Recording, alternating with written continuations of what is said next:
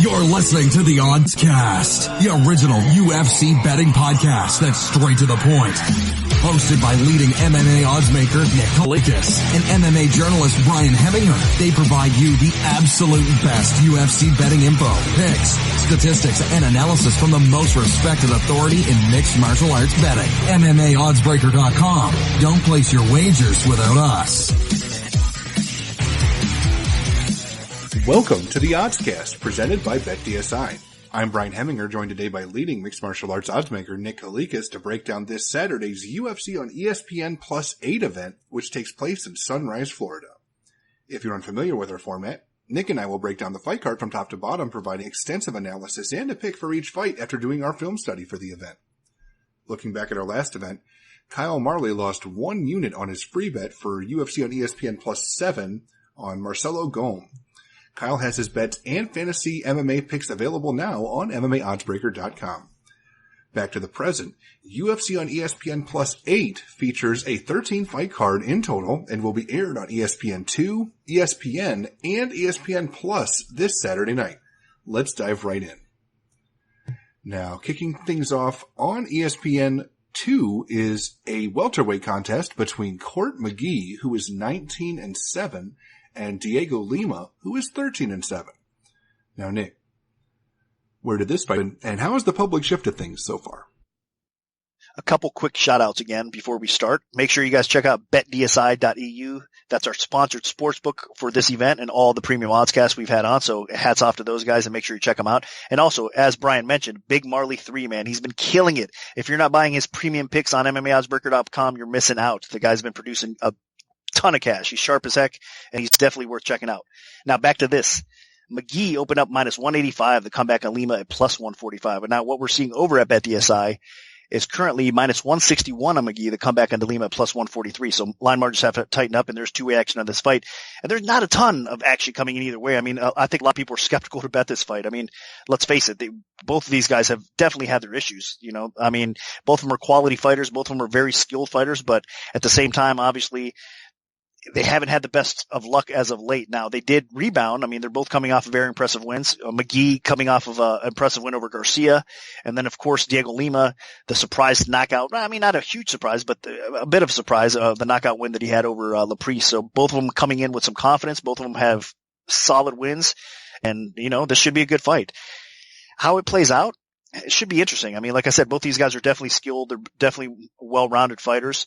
And they're aging fighters to some point. Now, to a certain extent, obviously, Lima's only 30 years old, but in fight years, I think he is beyond that a little bit. And, of course, McGee, at 34 years old, the wars he's been in, I mean, his history, everything. I mean, he's definitely not in his prime, put it that way. But that said, both of these guys, again, can bang on the feet. I think Lima actually has a little bit better striking overall and is a little bit more dangerous, can be dangerous at the same time on the feet a little bit more. Now, he does have a suspect chin at times as well, so you got to be cautious with Lima. That's one of the biggest flaws in his game, is getting hit and his chin not holding up. Now, McGee does have a little bit underrated power, so that could be a possibility. But I think more so than anything else, I mean, McGee's not afraid to stand and bang with people for sure. But in this case, I think the path to victory for McGee is actually just mixing everything up, using his striking to set up some takedowns up against the cage and get the fight to the ground. He has to be careful because Lima has submitted, you know, people off his back, and he's very capable of doing so. But I think McGee's submission defense overall, he's never been submitted, if I'm not mistaken. And I think I wouldn't be surprised. You know, I should say I would be surprised if it happens here against Lima as well. So I don't think McGee loses by submission here, and I do think he ends up in top position at times as well. So both these guys are improving in some ways, like I said, but I think they're both a little bit past their prime. Now, as far as matchup goes, I mean, as far as Lima, he has a little bit more hype and he's got a little bit more upside left in his career. If he could get on track and put a roll together, I think the UFC could give him a push still. I mean, his brother, of course, is one of the best, you know, in the world at what he does. He's in Bellator, of course. So there's a lot of hype behind this as well. But that said, I still think stylistically it's kind of a tough matchup here. And if McGee's, you know, chin holds up and he is able to outgrind Lima, I think he gets a W here. So it's hard for me not to pick McGee. I just think he's just a little bit more complete. And I think the wrestling, the combination of grinding, everything mixed together is probably going to be enough to beat Lima here. So I'm going to pick McGee, but honestly, people aren't betting this fight like crazy because it is a tough fight to call. So not a confident pick, but I am leaning McGee's way. And I haven't been very confident with Court McGee lately, but I actually think this is a decent stylistic matchup for him. Now, both of these guys are coming off of pretty solid wins, with McGee beating Perez and Lima coming off of surprise knockout victory against Laprise. And I really think that on the feet, Lima should have the edge. I mean, he's got a significant power advantage, and for once in Lima's career, he's really facing a guy that I don't think he should be worried about getting knocked out. I mean, Court McGee is a decision machine. I think the last time he finished an opponent was 2010. So I don't think Diego Lima has to worry too much about the finish. So with Court McGee, McGee does push a decent pace on the feet, but I think his biggest strength in this fight will be shooting in for takedowns and putting his opponent on his back. And historically, when Lima isn't getting knocked out, his other biggest flaw is takedown defense. And even though he does have a good ground game, he has been stifled by wrestlers historically on multiple occasions. I mean, it happened even way back in the day for his first loss back in MFC. So Diego Lima does not have very good takedown defense. And even though Court McGee has lost a bit of a step at 34 years old, I think that if he closes the distance, he can definitely put Diego Lima on his back and keep him there. And even though Lima does have a ground game, McGee's pretty savvy on the canvas as well. Even though he's not pulling off a lot of stoppages or anything, he's aware of everything at least enough to defend against it.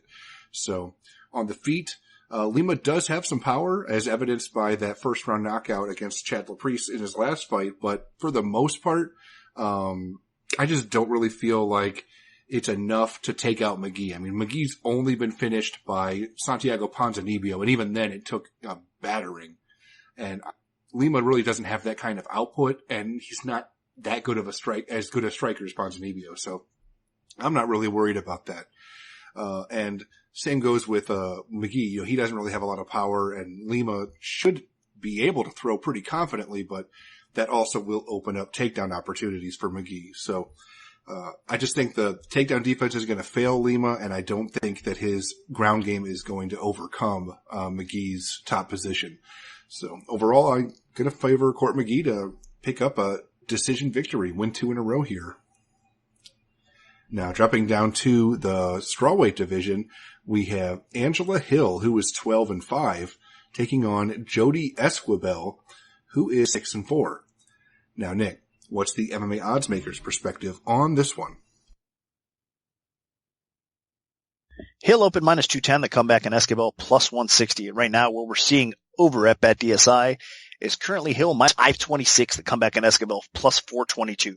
So needless to say, more action coming in Hill's way for a good reason too. I mean, this is a breath of fresh air for Hill. I know she's taking this fight on short notice, and you know, there might be some question marks there. Typically speaking, in most cases, you know, when a fighter comes in on short notice, you got to raise an eyebrow here or there. But I think she's going to be just fine here because this is the type of matchup for Hill that she's going to thrive for, honestly. Esquibel, honestly, she's a bit underrated. I mean, she's definitely a solid fighter. She hangs in there with really solid competition. She's got okay striking. She's just a very solid fighter. But the thing here is, I mean, Hill typically speaking has the most problems with girls that obviously like to get her to the ground and kind of expose that weakness that she's improving on. I mean, we know that she's getting better, but even in her last fight against Marcos, I mean, Hill was kind of exposed again. I mean, against a higher level grapplers, she's going to be in some trouble if they get her down. Hill still to this point, even though she has improved quite a bit.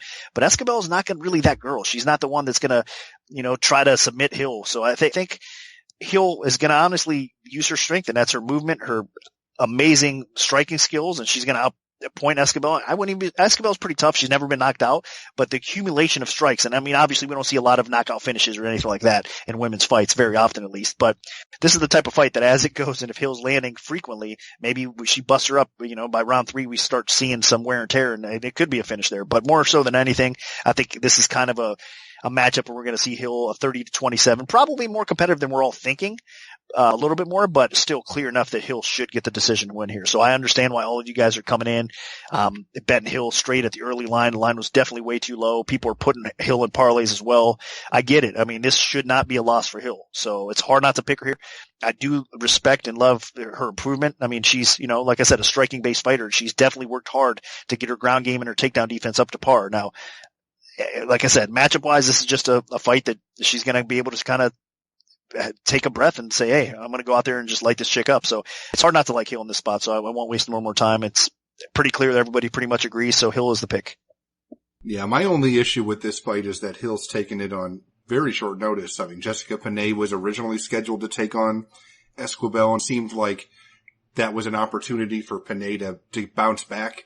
But now we're having Angela Hill step in, and Hill is just a really dangerous, powerful striker, pushes a great pace on feet. And Esquivel, while she is a bit of a savvy veteran, that she just really doesn't offer that much. I mean, losing to Carolina Kowalkiewicz is understandable, but then also to lose to Jessica Aguilar, who is, I would say, definitely on the tail end of her career, and she lost pretty convincingly. That really showed that Esquivel doesn't really belong in the UFC, especially in a competitive division like the women's strawweight division.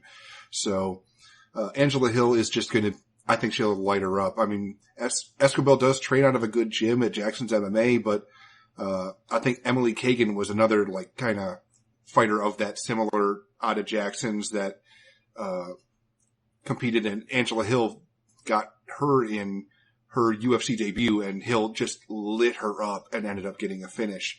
So I think that could happen the exact same way. It could almost be a repeat of history. I expect Hill to win. I expect it to be convincing victory for Hill, and I think there's a serious possibility that Hill gets a finish along the way. So my pick is going to be Angela Hill, I think by TKO. Now moving up to the lightweight division, we have Jim Miller, who is 29-13, taking on Jason Gonzalez, who is 11-4. Now, Nick, where did this fight open, and how has the public shifted things so far? Miller minus 155, Gonzalez plus 115. That was the opening line. And right now what we're seeing over at BetDSI is minus 141 for Miller. The comeback on Gonzalez is currently at plus 125. So not much craziness going on here with this fight either. I mean, this is another spot where it's pretty tough. I mean, Gonzalez has been out for almost 2 years. Jim Miller, of course, I mean, he's 35 years old. At one point, I say it probably every Oddscast. I mean, the guy was one of the better lightweights in the world for sure. He was a top tier lightweight, but through the years, obviously wear and tear, the wars he's been in, it's definitely taken it on him. Now he showed a little bit of life, off and on the last little run he's had. I mean, he's faced definitely some decent competition. I mean, and he showed some more life against Alex White actually a couple fights back, but I mean, he's definitely, I believe he's lost 5 out of 6 fights or something like that. And, against decent competition, obviously. I mean, it's not like this is probably the worst fighter he's faced out of the group, honestly, but it's still another tough test. So what I'm trying to say is Miller is definitely another fighter that's past his prime. This is going to be kind of a trend on this card a little bit. So, I mean, we're going to see some fighters that are a little bit on the decline and getting matched up with younger fighters that could move up the ladder and get a great win on the resume. And I think that's exactly the matchup here with Gonzalez and Miller. I mean, Miller is definitely the more well put together fighter. I think he's definitely more complete overall. He's a good striker, solid striker. He's a good wrestling and good submission game. We know that. We know what he's capable of. Gonzalez, though, is more dangerous overall. I think across the board, he's long. His stand up with the clinch game is definitely dangerous. He's very effective in that clinch game, and also on the ground he's capable of submitting you as well. So Gonzalez, with that length and his finishing ability, is definitely a dangerous opponent for most people. But he does have some defensive flaws as well. I mean, he lacks some takedown defense. He's chinny as well. So those are two things that you can't really depend too much on Gonzalez. But it's a shame because, man, I do think offensively this guy is fun to watch, and he's definitely game. So with the 2-year layoff, with this fight getting matched the way it is, I think this is actually a good spot for Gonzalez to come in here and get a win and get back on track. I know, I mean, look, they put him in there, Gonzalez, with Gregor Gillespie in his last fight. I mean, that says a lot. Now, obviously, I'm sure, most of us were not expecting him to pull that win off. Gillespie is a future title contender that they're pushing, so that was kind of geared towards him getting a W. But still, Gonzalez was in there. The UFC thought that much of him to put him in there as a threat.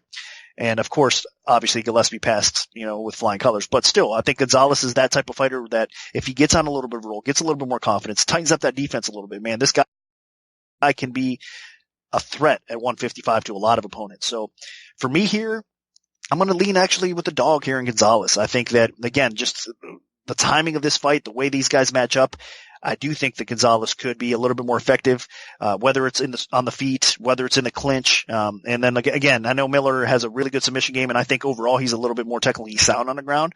But I mean, we've seen some weaknesses and holes getting, as his career progresses, showing up in his game as well. And he's not coming off a very good performance in his last fight himself. So that said, I like Gonzalez here. I mean, it should be another crazy fight. I'm expecting a finish probably either way here.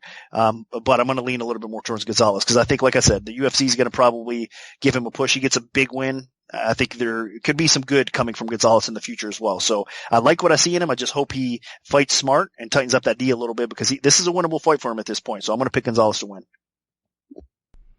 After that 4-fight losing streak, I thought that Jim Miller was kind of on the rebound heading into that last fight, but I mean, he looked so terrible against Charles Oliveira. I mean, it was bad in that rematch, especially considering he beat Oliveira the first time they faced each other.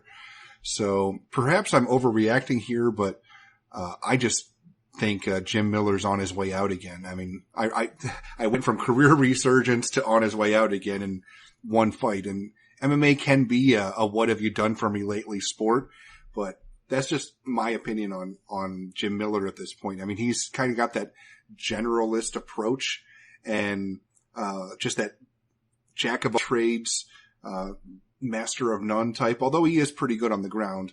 But that being said, I just don't think he has a ton to really threaten Jason Gonzalez. Miller doesn't have that much power. Gonzalez doesn't have a chin, but I don't think Miller can find it easily.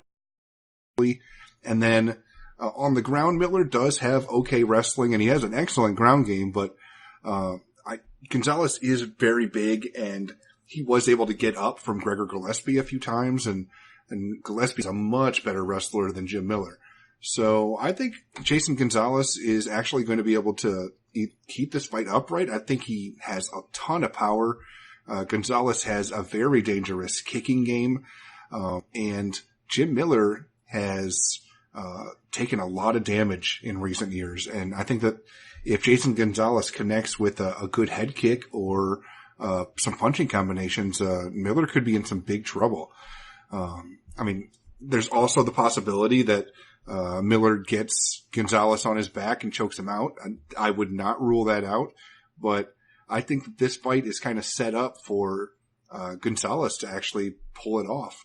I expect, as long as it stays standing, Miller will probably be pushing forward with his boxing approach, but Gonzalez can fire back with some pretty nasty head kicks, and considering his size, those head kicks can do some serious damage. And if any of those connect, I think Miller's going to be in big trouble. And I think Jason Gonzalez possibly doesn't just win this, but he could take Jim Miller out with a knockout. So I'm going to side with Jason Gonzalez as well.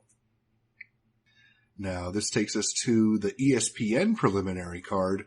And also in the lightweight division, we have Gilbert Burns, who is 14-3, taking on Mike Davis, who is 7-1. Now, Nick, what's the MMA oddsmaker's perspective on this one? Burns open minus 270, the comeback plus 190. Currently at BetDSI, we're seeing Burns minus 250, the comeback plus 210 on Davis. So line margins have tightened up a little bit.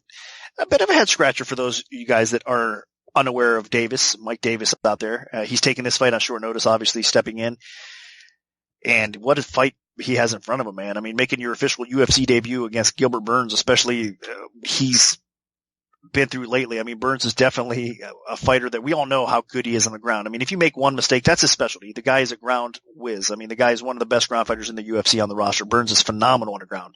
But that said, he's a little bit more confident, and he's getting a little bit better standing. He's been working on it. I mean, he's one of those grapplers that fit in that category that's not just a one-trick pony anymore. I mean, Burns is a legit threat even on the feet. He's proven that time and time again. But against Davis, I'm not sure that's a path to victory he wants to take. I mean, Mike Davis, if you look back at his UFC Contender Series fight, I mean, he was the one that was getting hyped. He was a prospect over Yusuf, actually, that everybody was expecting to get the W there. Obviously, Yusuf pulled off a great win. That was a heck of a fight. I urge guys on Fight Pass. And there's actually more fights from Davis on Fight Pass as well, if you guys are looking for some footage out there. That said, I mean, Davis is a really good fighter. He's not bad. He's got a wrestling background, but he's basically a prospect with big power, very good striking.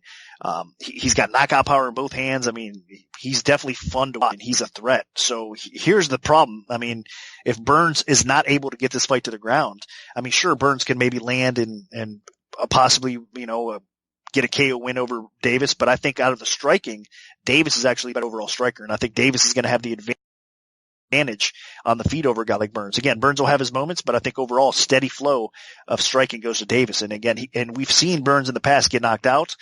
He's been dropped in several fights as well. So I don't think he wants to get an exchange here with Davis, because Davis is legit. Like I said, overall, he's the prospect that a lot of people were expecting to make the UFC a while back. So I'm glad they're giving him this short notice opportunity, and he could seriously win this fight. This is definitely a dog or pass situation. As far as a pick goes, I mean, you have to kind of lean a little bit more towards Burns though in this fight, because again, he is even on the feet, and one mistake from Davis on the ground, Burns can end this fight. So that's why, as far as being a small favorite to win this fight, of course, it should be Burns. I mean, he's got the attributes, he's got the track record. I mean, in the ground game, like I said, is just phenomenal. But stylistically, this could be a very tough matchup for him. Davis also, I mean, he has taken this fight on short notice, but in the past, he hasn't really had too many conditioning issues that I've seen, at least. So I think he'll be in shape and he'll be ready and he'll be game to come in here and perform well. So again, if he doesn't make a mistake, now I'm saying that again, because even in that Yusuf fight, if you look back, there's a couple times where he actually caught in some bad positions, where if Burns was in those same positions around the neck or whatnot, he could have finished that fight. So Davis has to fight smart if he has a shot here. So with all that said, that's why, again, you have to lean a little bit more towards Burns as far as the pick goes, but the value is dog here with Davis. So it's a dog or pest situation. I wouldn't recommend betting Burns in this spot. This is just one of those head scratcher type of fights that, I mean, obviously the UFC is pretty high on this guy as well. They're giving him a chance on short notice. Like I said, Burns has been a great fighter. I think he's improving by leaps and bounds, and he's fun to watch. So this is a great matchup. So the pick is Burns, but I wouldn't lay that chalk. It's a dog or pass situation. This originally was going to be an Eric Wisely against Gilbert Burns fight, and I think that would have been a pretty bad blowout already. And then now instead it's going to be Mike Davis against Gilbert Burns, which potentially could be a more interesting fight. That being said, my issue with this fight is that Mike Davis is a guy that typically fights in the featherweight division. So Gilbert Burns is going to have a pretty significant size advantage over him in this fight. I expect Gilbert Burns to, at least in terms of physicality. I mean, Davis actually is, I think, an inch taller, but Gilbert Burns is going to be so much stronger. And I expect Gilbert Burns to take this to the floor, and I expect Gilbert Burns to take Davis out on the canvas, because Gilbert Burns has one of the best ground games in a lightweight division. That being said, Gilbert Burns also has fallen in love with his hands a little bit. So you go back and you look at his last 4 fights, and Jason Sago knocked him out. Dan Moret knocked him out. Faced Dan Hooker, got knocked out. And then Olivier Aubin-Mercier, he ends up winning the decision, and had Mercier hurt on the feet a little bit. So again, was showcasing his stand-up. So I'm definitely a little concerned, because Gilbert Burns has fallen in love with his hands, and if he does that in this fight, then there definitely is the possibility that Davis could knock him out, because Davis has some serious power. Even though he can fight at featherweight, there is definitely the danger that Davis represents. I mean, this was a guy that had a ton of hype as he was entering that UFC Tuesday Night Contender Series, and the hype kind of got stolen from him by Yusuf, because Yusuf won that decision. So now Davis is trying to get it back, and he did win his next fight or two after the Tuesday Night Contender Series and earned this opportunity, but it is on super short notice against a big, strong, established lightweight. And I just think that's a little bit too much to overcome. Granted, if Gilbert Burns has a really bad fight IQ, Davis could overcome that just with a good shot, because Davis has some power and Gilbert Burns can get knocked out. So, because as good as Burns is with his improving power and stand-up, his defense still has a ways to go. So I'm picking Gilbert Burns, but I'm definitely concerned if he turns this into a slugfest on the feet. Now, dropping down to the women's strawweight division again, we have Carla Esparza, who is 13-6, taking on Virna Jandiroba, who is 14-0. Now, Nick, where did this fight open, and how has the public shifted things so far? Esparza opened the favorite minus 135, Jandiroba plus 115. And right now, looking over at BetDSI, we're seeing Jandiroba minus 118, the comeback on Esparza plus 105. So line has flipped and more action coming in Jandiroba's way. I get it. I mean, if you watch her perform, I mean, she's the Invicta strawweight champion.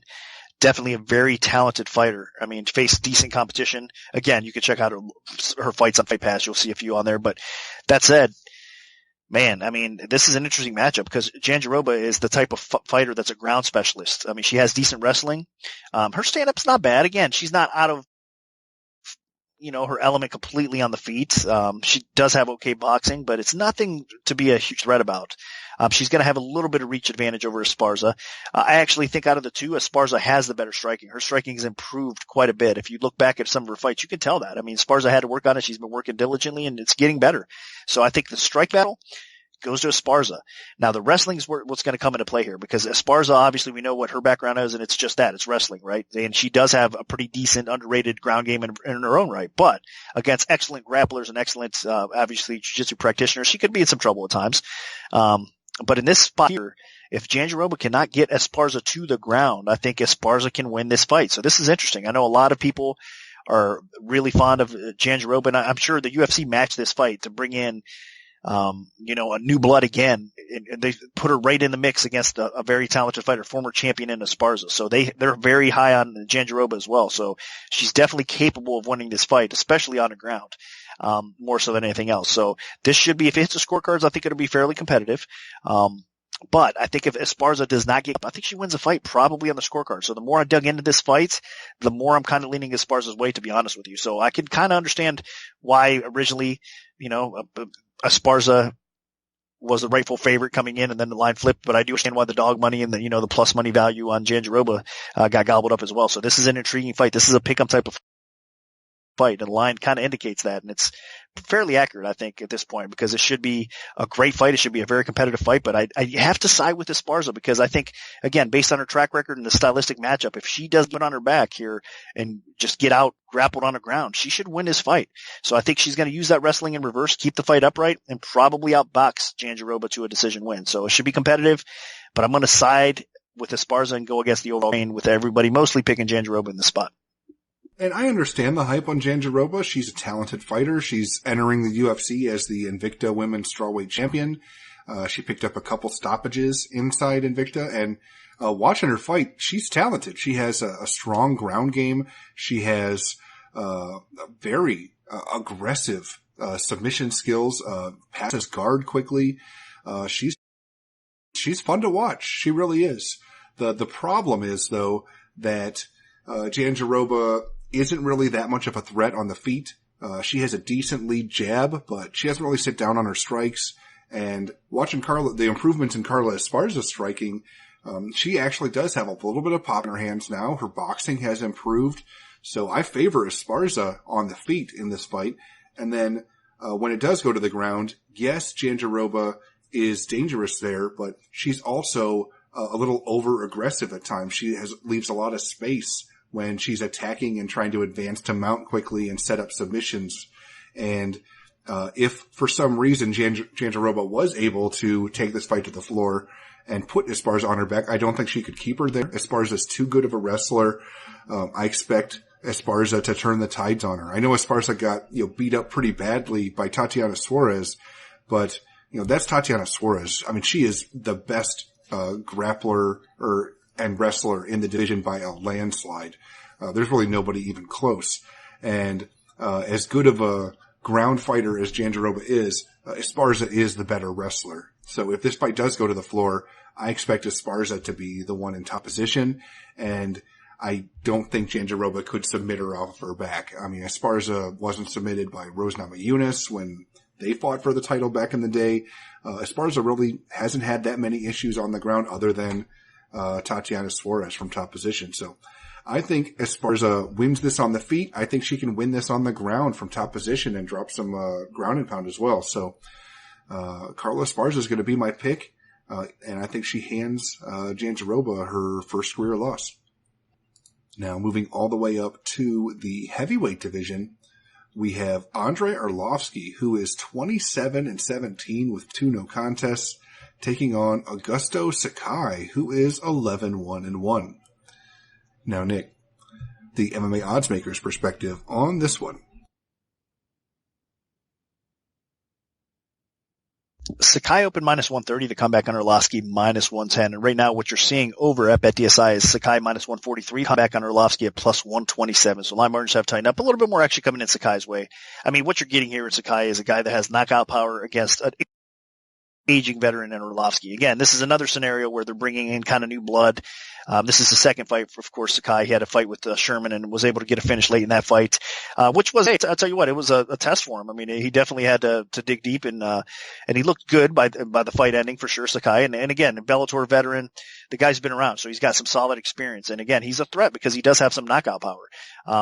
Arlovski, though, man, the resurgence of Arlovski has been something else. I'll tell you what, I'm a bit surprised myself because this guy was one of the most chinny heavyweights that you've seen. And then the last several fights, he's not been knocked out. His defense has tightened up a little bit. He's absorbing some of those punches better, even with that crooked nose that his nose is just destroyed and he doesn't care. That's all what kind of warrior this guy is, Arlovski. He's a true fighter. I mean, he lives, for the sport, and that's amazing. You have to take your hat off for Arlovski. He doesn't have to be fighting right now.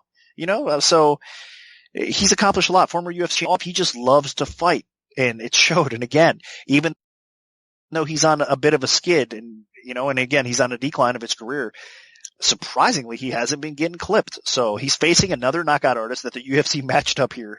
And let's face it, let's say it like it is. Arlovski's been fed to the sharks for some time now. I mean, he's the type of guy that they're using as a gatekeeper, that they're trying to promote these heavyweights. Now, I've said it time and time again too. The heavyweight division in the UFC overall is weak. It's weak in every, aspect of MMA, every organization in MMA. There's not, UFC has the strongest roster obviously in heavyweight, and it should. But still, I mean, if you fiddle through that heavyweight division, there's a lot of flawed fighters in the heavyweight division. So it's not one of those fights or one of those divisions that you're going to see a ton of studs coming out. So Arlovski could stay relevant in a division like this for sure. So Sakai's trying to make some waves here again. He's matching him up with another guy that they think they could give a push if he beats Arlovski in this spot.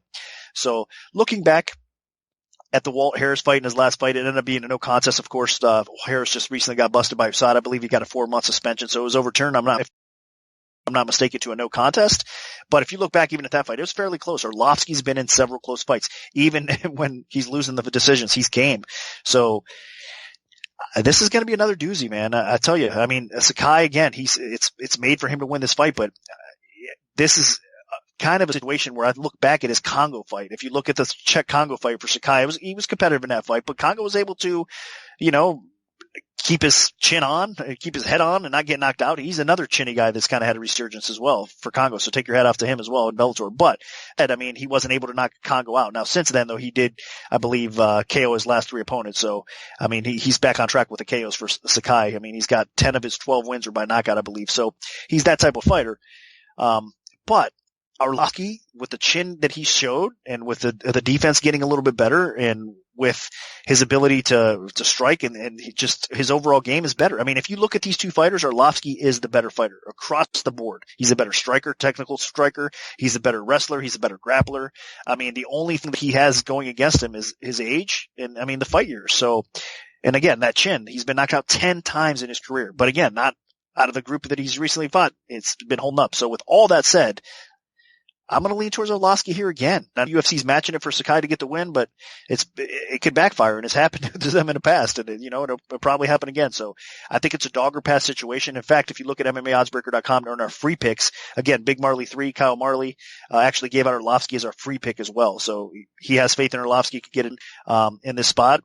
And actually, I do as well. I think Arlovski can get it done. Now, of course, you got to be careful though, because if he does end up getting knocked out, your money will go out the window. So be cautious. I wouldn't go crazy betting this fight, but at the same time, it's hard not to pick Arlovski. He's the better fighter. And from what we've seen recently, this should be another close fight. If he hits the scorecards, it'll be another split decision type of fight. No doubt in my mind. I mean, that's just the fights that Arlovski's had. So with all that said, I'm still leaning his way. I'm going to pick Arlovski to win, and I'm a bit surprised as well. But I mean, his resurgence is real. There's no question about it. Even if he's not winning all the fights, I mean, he's definitely performed better than I expected, and hopefully he keeps it up, because I do not want to see this guy suffer knockout loss number 11. I mean, that's not good for anybody. So the pick is Arlovski. And believe it or not, I'm going to go Arlovski as well. I just have not been that impressed with Augusto Sakai. He doesn't look like he's in that good a shape when you watch him fight.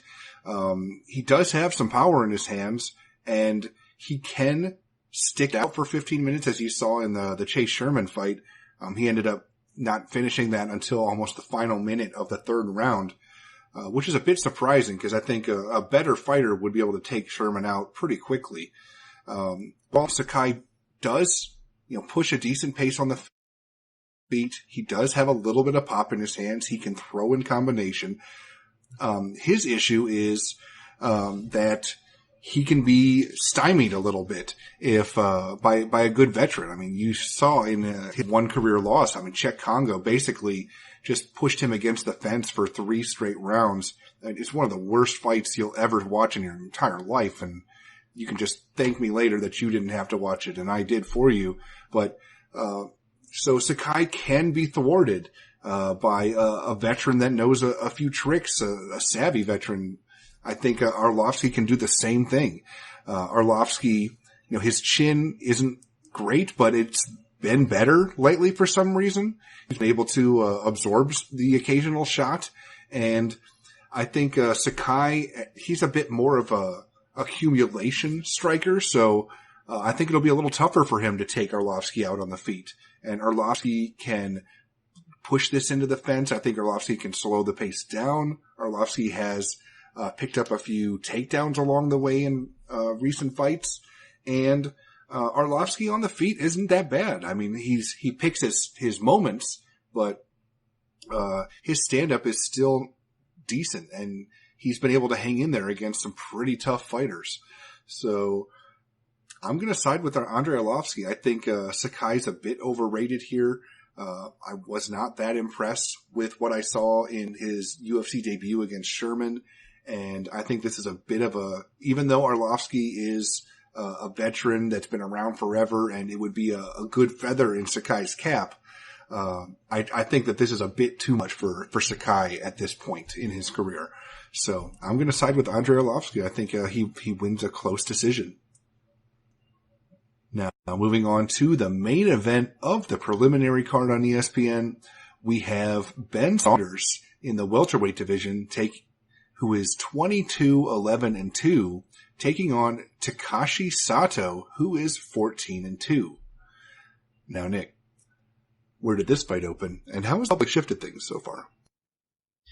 Sato opened minus 165. The comeback on Saunders plus 125. What we're seeing right now is 2-1, minus 204 for Sato. The comeback on Saunders at plus 179 right now at BetDSI. I'll tell you what, this is another one of those fights. I mean, obviously we know what the making here is. A veteran in Saunders coming in with going against a debuting guy in Sato. And Sato has knockout power. Saunders obviously has a bad chin. So this was geared for Sato to win this fight. There's no question about it. Again, it's one of those situations that we were just talking about with Arlovski. Saunders is a warrior. He's been another guy that doesn't really have to fight anymore. And, he's accomplished a lot in his career. He never got the title in those big organizations. Bellator, he got close, a couple times, but he's always been on the upper tier. In fact, at one point, I do believe that Saunders was one of the best welterweights on the roster. I mean, he was a top tier welterweight in his prime, at least. I'm not saying he was a title worthy guy, but at the same time, he was definitely a really solid fighter. He's a threat with that length everywhere the fight takes place. I mean, he has good striking, good kicks, obviously a good clinch game, man. I mean, a lot to like about him. And on the ground, Saunders can submit you. I mean, he's proven that time and time again. So this guy is a finisher, but 7 knockout losses. That's just terrible. I mean, you don't want to see these guys get knocked out like that. And again, they're matching him up with a guy that he wins by knockout. So it's hard not to pick Sato in this fight, but I tell you what, this is a winnable fight for Saunders, because if you look at Sato, he's got good power on the feet, but he does have some defensive issues on the feet as well. And then on the ground, I mean, obviously Saunders has a better ground game than Sato as well, but if Sato does get top position and he's able to react quickly, he might be able to drop some ground and pound and obviously finish Saunders that way as well. Because if you look at Sato's ground and pound, it's pretty impressive. I mean, the guy definitely throws some good elbows. He's got some nasty power, like I said, even if he's in top position. So Sato's path to victory here is by knockout. The UFC brought him in. I mean, he's got decent competition outside of the UFC, obviously fighting in Pancrase. And again, I mean, check out obviously Fight Pass, and you could watch some of Sato's film. That said, here, it's not a confident pick, but I do have to pick Sato again. I mean, like I said, I hope in a way it doesn't play out like I think it is. I think Sato is probably going to get the knockout win over Saunders. I don't want to see the guy get knocked out again. I mean, it's just one of those things that these guys get knocked out time and time again with all the brain injuries, concussions, and all the stuff going on in the NFL and in other sports right now. I mean, Saunders is definitely at risk here. If the longer he fights and the longer he keeps on, absorbing punishment, not a good thing. So I kind of hope I'm wrong here, but I'm going to have to side with Sato. I mean, the UFC's matching this up again for him to get the knockout win, and that's exactly what he can do. So if he fights smart, he could probably get it done. I'm going to pick him, but it's not a confident pick, honestly. I mean, as far as the betting window goes, I think it is a winnable fight for Saunders, so I would probably stay away from it. But the pick is Sato. Yeah, my main issue with this fight is that Ben Saunders has been knocked out brutally 4 times in the past few years, and including 3 in his last 4 fights.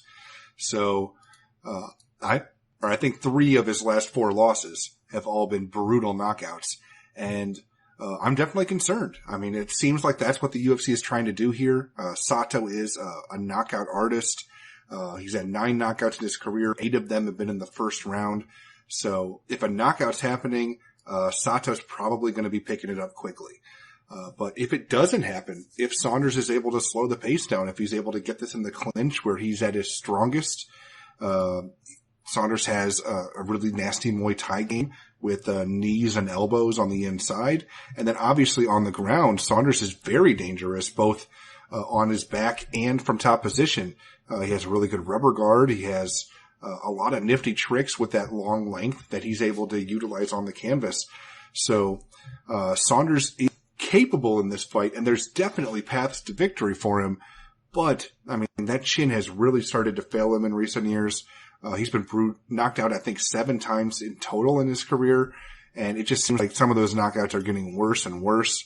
And Sato's a guy that can take guys out quickly. And even though I think Saunders is the more well-rounded, experienced fighter here, and Sato isn't exactly coming off of a great string of performances. I mean, it's only 2 fights removed from getting submitted himself by a UFC veteran in Mikhail Franco. So Saunders has a path to victory here, but I think the writing's on the wall with this one, and it seems like the UFC is expecting fireworks in the final preliminary fight on ESPN, and Sato has a very good chance of racking up that brutal knockout.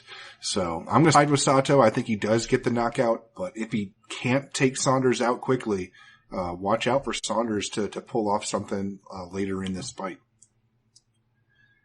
Now, this brings us to the main card. In the lightweight division, we have Roosevelt Roberts, who is 8-0, taking on Thomas Gifford, who is 14-7 with 1 no contest. Now, Nick, what's the MMA oddsmaker's perspective on this one? Roberts open minus 245, the comeback on Gifford at plus 175. Right now over at BetDSI, it's minus 370 for Roberts. The comeback on Gifford plus 313. So obviously more action coming in Roberts' way. Rightfully so. I mean, this should be a pretty good fight. Gifford is not a bad fighter. He's a finisher in his own right, and you definitely have to be concerned about his submission skill.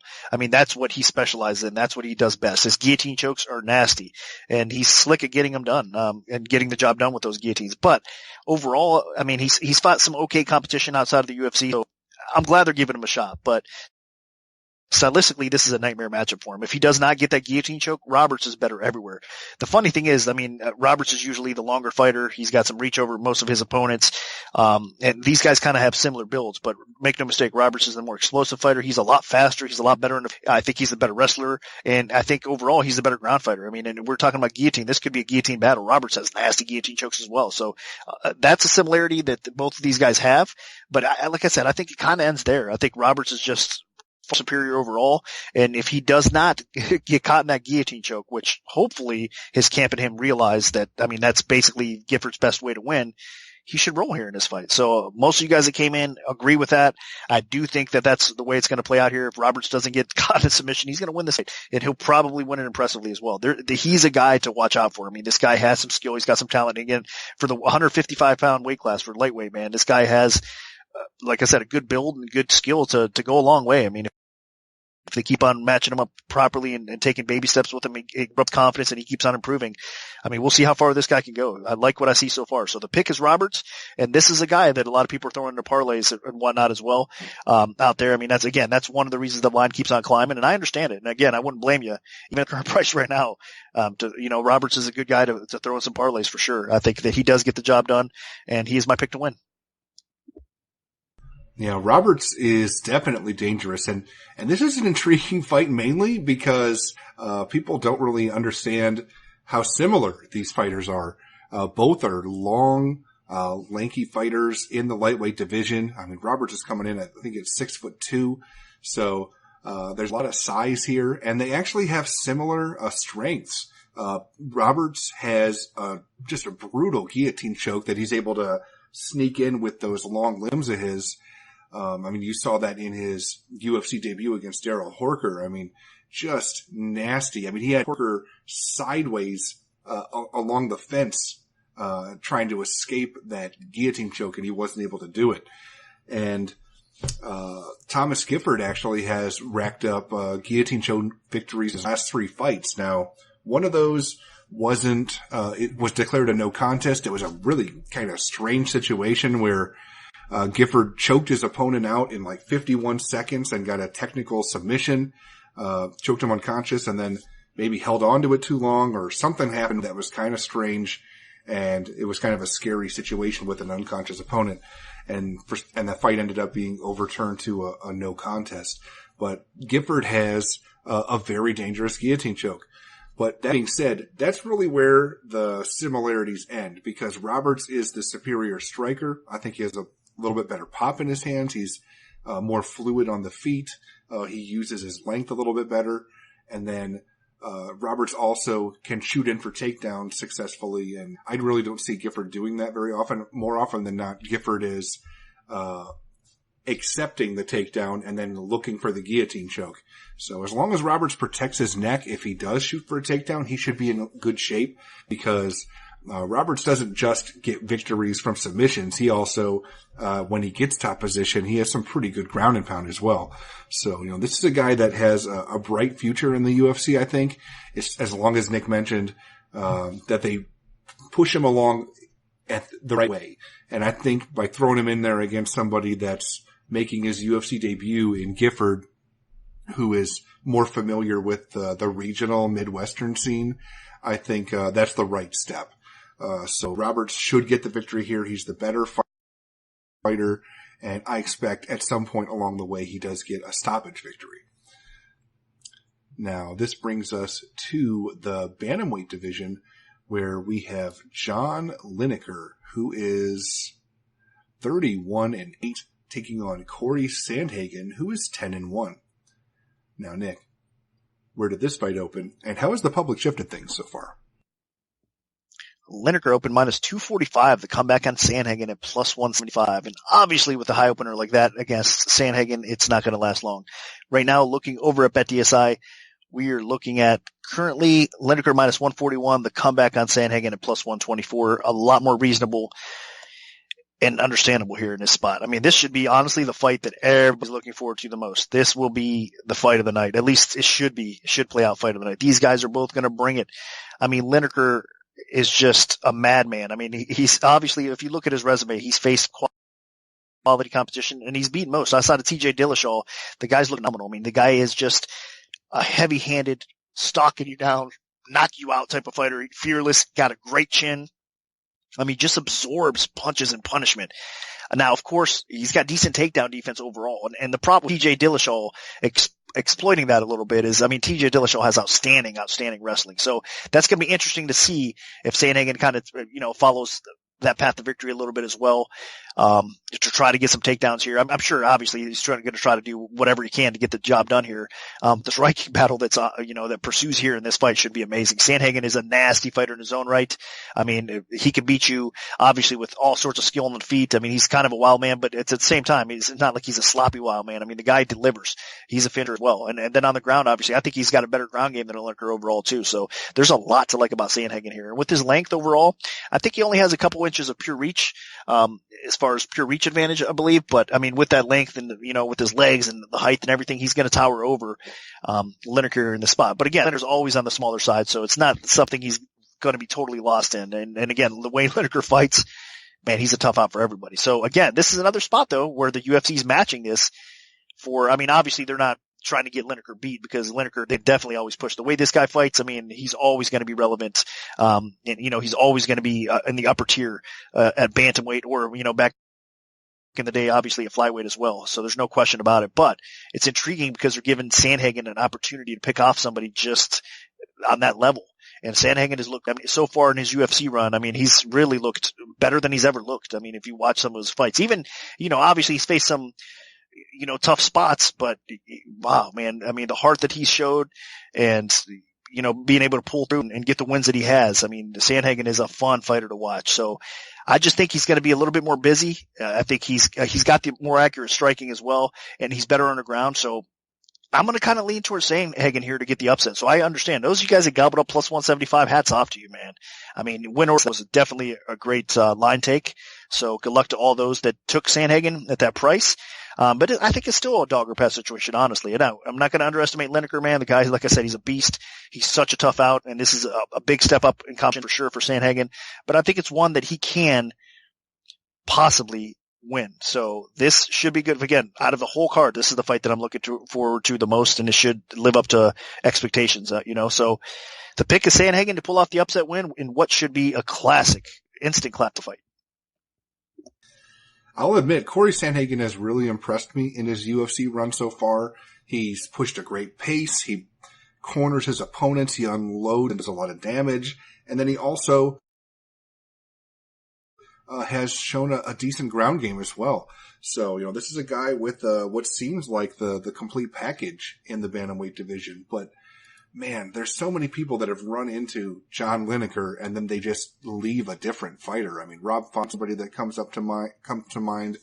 And Corey Sandhagen, he has been hurt on the feet in the past. And John Lineker just has that crazy power in the bantamweight division. Even though Sandhagen is going to be 8 inches taller than Lineker, he only has an inch or two reach advantage. So I'm really not expecting Sandhagen to be towering over Lineker and being unable to be hit.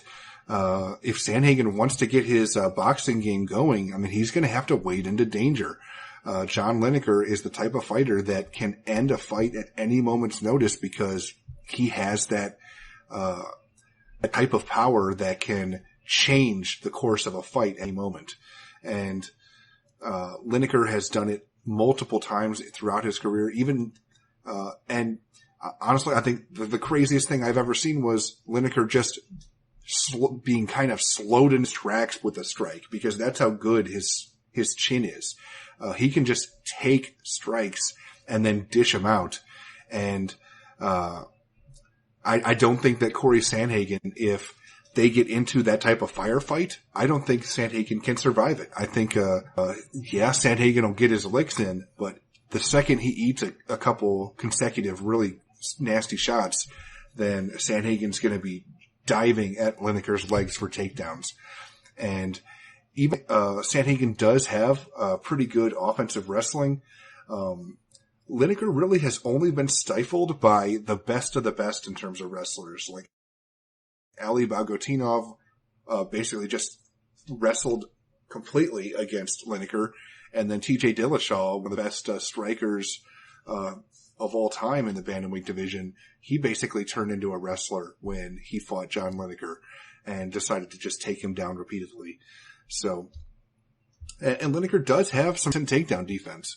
So Sandhagen is really going to have to, if he wants to get that part of his game going, he's going to have to be aggressive in there and force Lineker to open up and create some opportunities for takedowns, and I just don't think it'll be that easy. So I think this fight does stay standing for the most part. I think Lineker lands some nasty shots, and even though Sandhagen hasn't been knocked out yet in his career, I think he at least gets dropped along the way, and Lineker wins at least decision, if not a knockout. Now, moving up to the light heavyweight division, we have Glover Teixeira, who is 28-7, taking on Ion Cutelaba, who is 14-3 with 1 no contest. Now, Nick, where did this fight open, and how has the public shifted things so far? Cutelaba opened -135. The comeback on Teixeira -105. And right now, what you're seeing over at BetDSI is almost a pick'em. Teixeira -109, -103 on Cutelaba. So line margins have tightened up. Basically a pick'em type of fight here. And it's another interesting fight. And another case where the UFC is matching up newer blood against the old veterans that have a lot of respect in, upper tier type of fighters in Teixeira. Teixeira is a phenomenal fighter. The only problem at this point is obviously, again, years, age, everything's kind of, Father Time's kind of working against him a little bit. And, he has showed a bit of a suspect chin at times as well. And Cutelaba is going to look to exploit that. That's his path to victory here. But Teixeira, obviously, he's got some good boxing in his own. He's got some good wrestling, and on the ground, I mean, he's just an elite level fighter. If Teixeira gets Cutelaba on the ground, it can be a wrap fairly quickly. So Teixeira has a path to victory, obviously. I don't think he wants to stand and bang with Cutelaba. He's going to look for those takedowns, and he's going to look to get this fight to the floor and do what he does best and finish the job there. But I like what I saw. I mean, he's definitely improved, and I think if he could stuff those takedowns, I think he can knock Teixeira out. He could be one of those guys that gets an awesome feather in his cap against a very solid, again, veteran, respectable opponent. And again, matchmaking-wise, that's exactly – let's be misleading here. That's exactly what they're looking for. I mean, if Cutelaba gets a win over Teixeira again, they could give him a bigger push, and that's a solid win for him as well. And I think that he probably does. So hopefully he avoids the ground, because you don't want to, his ground defense has definitely improved. Cutelaba has, but not enough here. There's no question about it. If Teixeira does get it to the ground, he can exploit that weakness for sure. So the pick is Cutelaba. I'm picking it because I think his takedown defense is going to probably keep it upright, and he's going to be able to land more damaging blows on the feet and maybe get Teixeira out of there. So again, it should be another fun fight. It's passing of the guard or the torch sort of thing here, but I think Cutelaba is on the rise, and Teixeira, unfortunately for him, is getting used as a gatekeeper type role right now. So Cutelaba is my pick. And I completely understand the Cutelaba pick. Glover Teixeira is slow now. He doesn't have a very good chin. When he entered the UFC, he was known for being a really dangerous, powerful striker. And at this point, the younger, up-and-coming light heavyweights, they can all do some serious damage to Teixeira on the feet. I think that Teixeira can get knocked out by just about anybody that is 30 and under in the light heavyweight division. But that being said, Teixeira does still have a very good ground game. And if he can get Cutelaba on his back, there's definitely a path to victory for him. I mean, the guy has great top control, brilliant jiu-jitsu black belt. He can advance to mount quickly and then just start pounding away from top position, or just grab like an arm triangle or something. So if Cutelaba gets put on his back, I think it's over. But if it doesn't, Cutelaba has good power. He pushes a strong pace, and he can go for a full 15 minutes. So I think Teixeira is going to be in huge trouble for however long this fight stays standing. This fight is going to be finished almost certainly, whether Teixeira gets it to the floor and taps Cutelaba out, or Cutelaba knocks Teixeira out. And at this point, especially with the damage Teixeira ended up taking in that last fight against Roberson, a middleweight that moved up, I think Cutelaba has more power than Roberson. I think that Cutelaba can finish what Roberson started. And I expect Cutelaba to be the winner by knockout. So Cutelaba is going to be... Now, dropping down to the welterweight division, we have Alex Oliveira, who is 19-5-1 with 2 no contests, taking on Mike Perry, who is 12-4. Now, Nick, where did this fight open, and how has the public shifted things so far? Oliveira open minus 175. The comeback on Perry plus 135. And what you're seeing right now over at BetDSI is minus 172. The comeback on Perry plus 153. So line margins have tightened up a little bit. It's a tough fight. Honestly, I know a lot of people are favoring Oliveira in this spot here. I understand it. I mean, as far as overall skill, there's no question, again, who the better fighter is, because I think Oliveira is far more well-rounded, because he's the type of fighter that obviously he's got some length. He's going to have a little bit of reach. Obviously, I think pure reach, only an inch of height over Perry, but to go along with that, he also has some decent striking skill. But more so than anything else, I mean, in a matchup like this, his ground is where it's at. And again, he's capable of beating Perry in that route and in that way is get this fight to the ground, take back, something like that. Now, again, he doesn't have to choose that path because he's dangerous enough on the feet as well. So he can stand and bang, or he can take this fight to the ground and do well. I mean, Perry's not the type of guy that he's going to have to worry about, like Gunnar Nelson, for example. I mean, Oliveira, like we should mention that fight. Holy cow, what a strat. Hats off to Gunnar Nelson for surviving and getting that W. But he's not going to have to fear the ground here at all. In fact, Perry's going to be the one having to fear the ground. And you know what? It's a bit disappointing because Perry is a pretty solid fighter. Obviously, he's started working up the ranks, up the ladder, and man, this guy has power. He's got good wrestling. He's fun to watch. I mean, it's hard not to like Perry, man. I mean, he's just got that attitude. He promotes himself well. He's fun to watch, but at the same time, fight IQ at times, man, with some of these fighters. I mean, Cerrone's, a good ground fighter, by far more superior than Perry. Perry mixes up on the ground or whatever, attempts to get over the ground. That's not smart. I mean, that's the kind of stuff Perry needs to avoid. He has to fight with a smart IQ. He does not want to get to the ground with some of these guys that are superior on the ground with him at all. So hopefully he learned, a valuable lesson in that Cerrone fight, and he's going to try to wrestle in reverse and keep this fight up backwards or up standing, I should say, upwards, and try to knock Oliveira out, because that's a possible path to victory for him. I mean, even a decision as this fight goes, if Perry does not get submitted on the ground, I mean, he can hang in there and outstrike Oliveira, I think, in a 3-round fight. So, of course, obviously, with the power that Perry has and the finishing ability Oliveira has, there's a good chance this fight doesn't hit the scorecards, and it should be another fun fight. But skill set for skill set, it's hard to pick Oliveira. I'm not as confident as everybody else out there that's picking him. I think that, there's still so many holes in Oliveira's game as well that you have to be cautious while picking him or betting him.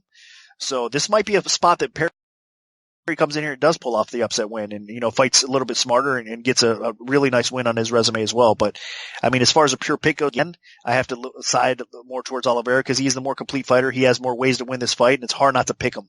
But again, I wouldn't recommend laying that chalk on Oliveira in this fight, even though I do think he probably gets it done here.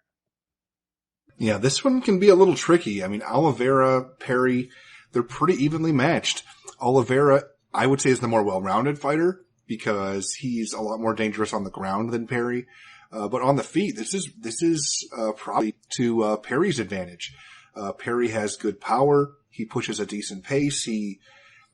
Perry also has that ability to mix things up. I mean, he actually has those spinning elbows. There's some attacks that Perry can throw that I think Oliveira might not see coming. Like, I gained a little bit of respect for Perry because he was holding his own with Donald Cerrone on the feet when he beat Paul Felder in a stand-up fight. So Perry has, definitely improved in that department, but also a glaring weakness in his fight ability is the ground. And if this fight does go to the floor, and I do think it will, Alex Oliveira should have a significant edge. Oliveira's picked up some ground and pound victories. He's damaged opponents from top position, and obviously Oliveira does have the submissions to fall back on. He's racked up a couple submissions in the UFC. So if this fight goes to the floor, I think Mike Perry's going to be in serious trouble. And even though Oliveira has fought at lightweight before, I mean, he missed weight multiple times in the lightweight division, and he should be a similar size with Perry. So I don't think Perry will have that much of a size or strength advantage here. And Oliveira, if he really wants to win, I think just needs to close that distance and get this fight to the canvas, because even though Oliveira come from an actual striking background, it's the ground where he'll have the edge. He's got to utilize that well-roundedness in his game where he's dangerous both on the feet and the floor, and just take the fight to where his opponent isn't strong. So I expect Alex Oliveira to get this fight to the floor, and I think that he gets the win when he does get the fight to the floor. And I think it'll be close because Perry's going to get his points on the feet, but the longer this fight is on the floor, the better the chances are for Oliveira to get the win. So I'm going to side with Oliveira. Now, moving on to the co-main event of the evening in the heavyweight division, we have Greg Hardy, who is 2-1, taking on Dmitry Smolyakov, who is 8-2. Now, Nick, what's the MMA oddsmaker's perspective on this one? Hardy open minus 265, Smolyakov plus 185. Right over at BetDSI, Hardy's been bet up. It's minus 312. The comeback on Smolyakov is plus 271. I mean, obviously Hardy, popular, hyped. A lot of people were expecting great things from him. I mean, again, fight IQ, experience, all came into play in his last fight. And he is still a raw fighter. I mean, there's no question about it. But man, I mean, the athleticism, obviously he's an elite level athlete playing in the NFL and being not just a normal average player, being an elite player in the NFL too in his prime. So a lot to like about Hardy. I mean, you get this guy trained the proper way. Man, I mean, definitely you could push this guy towards a title shot if he gets a lot of experience. He's not nowhere near that right now, but I mean, with the power and athleticism he possesses with good training and continued, work up the ladder and matching him carefully, I think, the guy can keep on improving. Smolyakov is not exactly, an easier. I think this is going to be one of the hardest tests for Hardy, that he's had thus far, of course. Smolyakov got cut from the UFC. He went out and won a fight and then the UFC brought him back. But again, I mean, they brought him back to kind of feed him to Hardy here in this spot, so make no mistake. But if Smolyakov fights and he's able to get this fight to the ground or able to exploit some of that still, some of that raw ability that Hardy has, I mean, Smolyakov could possibly pull off a shocker here and get the W. Because again, I don't fully trust Hardy all the way, but man, with the explosiveness, I think he does end up connecting and just putting Smolyakov's lights out eventually. So hard not to pick Hardy here, but man, if you're laying the chalk 3-1 on Hardy with the holes in his game still, again, he's developing as a fighter. So, I mean, I don't think it's worth the risk here, but I wouldn't be surprised if he does win this fight by knockout. And in fact, that's the way to go. If you're going to bet Hardy instead of laying that chalk, just bet him by knockout. You're going to get a little bit of a better price. You're still going to have to lay chalk. But because that's the way he's going to get the job done if he wins, but still, I mean, you're probably not going to have to lay 3-1. So that's the way to go with this fight. So Hardy's a pick. It's hard not to pick him here. Again, matchmaking is geared towards him in this fight as well. And I think he does get it done. Yeah, there's not much to say about this fight. I mean, Greg Hardy had a huge, embarrassing fight in his UFC debut where getting disqualified. But unless something crazy like that happens again, I expect Greg Hardy to not just win, but to absolutely obliterate Smolyakov. Smolyakov is supposedly, a master in free ring, but I haven't seen it. He looked slow. He looked sloppy. He looked raw in both of his UFC fights where he just came away getting smoked by guys that didn't even end up being that great of heavyweights in the first place. So taking on somebody in Greg Hardy that has a ton of knockout power and is a tremendous athlete, I expect Hardy to not just win, but to take Smolyakov out in the first minute or so. So hopefully this is like a makeup performance for Hardy's, awful UFC debut, but I do think that Hardy does make it up here. So Greg Hardy is going to be my pick. Now moving on to the main event of the evening in the middleweight division, we have Jacare Souza, who is 26-6 with 1 no contest, taking on Jack Hermansson, who is 19-4. Now, Nick, where did this fight open, and how has the public shifted things so far? Jacare Souza open minus 170, the comeback on Hermansson at plus 135. Right now looking over at BetDSI, we are seeing Jacare Souza minus 196. Minus 196, the comeback on Hermansson at plus 174. Line margins have tightened up. There's a little bit more action coming in as a whole on Jacare Souza, which I understand. Early on, though, there was some action coming in on Hermansson as well, line back and forth, but steady. It's been gradually increasing as we get closer to fight time with Jacare Souza as the rightful favorite here at the spot. I'll tell you what, I got to be the first to admit, I've underestimated Hermansson in several of his fights. I mean, he's fought some decent competition. I believe as a whole, like 6-2 so far in the UFC, and those losses were to Ferreira and Santos. But, and which those are kind of questionable losses. Obviously, Thiago Santos, man, I mean, the guy's just a beast on the feet. I mean, he could beat a lot of guys. I mean, he's obviously setting himself up for a title fight or whatnot. He's got, John Jones' future opponent. So that's, a respectable loss. But the loss that's glaring to me a little bit more is Cesar Ferreira Mutanch. I mean, in that fight, he ended up getting submitted on the ground, and he's facing a far more superior grappler in Jacare in this spot here. So, but that said, I mean, you got to look at some of his wins. Like I said, he's 6-2. I mean, he has some solid wins. I mean, another great grappler. I mean, in Lightis, he got the W over there. Now, it was late in that fight, and that was a fight that I expected him to lose. But, he did what he had to do, got on top, got in a good spin, and finished that fight. His last one over David Branch. I believe David Branch is a better overall fighter than Hermansson, but Hermansson did end up getting the win. You got to take your hat off to him. I mean, he looked great in that fight as well. So his ground game is definitely a threat. The striking, though, not so much. I mean, I'm not really impressed with Hermansson's striking. It's just his ground game was where it's at with him, honestly, more so than anything else. But here's the problem with this fight. Jacare Souza is better everywhere than Hermansson. The only thing Jacare Souza does not go in for him in this fight is his age and obviously the wear and tear that chin has taken. So in my opinion, Jacare is a better striker. He's a better wrestler. He's a better ground fighter. If Hermansson wants to take this fight to the ground, he's going to get submitted quick like.